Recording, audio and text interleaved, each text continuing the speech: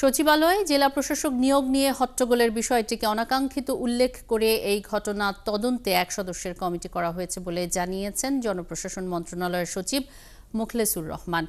7 কর্মদিবসের মধ্যে কমিটিকে প্রতিবেদন দিতে বলা হয়েছে। বুধবার এক সংবাদ সম্মেলনে জনপ্রশাসন সচিব আরও জানিয়েছেন, 59 জেলা থেকে 8 জেলা প্রশাসকের নিয়োগ বাতিল করা হয়েছে আর 4 জনের জেলা পরিবর্তন করা হয়েছে। নিয়োগ বাতিল হওয়া 8 জেলার দ্রুত জেলা প্রশাসক নিয়োগ দেওয়া হবে। তিনি আরও জানান, যারা দাবি করছে তাদের সবাইকে নিয়োগ দেওয়া সম্ভব নয়। এর আগে মঙ্গলবার জেলা প্রশাসক নিয়োগ নিয়ে সচিবালয়ে হট্টগোল করেন বঞ্চিতরা।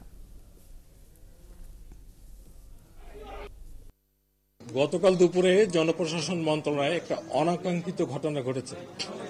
আমরা এটাকে বলতে পারি বিশৃঙ্খলা এবং অশোভন আচরণ, এবং আমাদের মতোই সহকর্মীদের দ্বারা ঘটেছে, যেটা অনাকাঙ্ক্ষিত ছিল।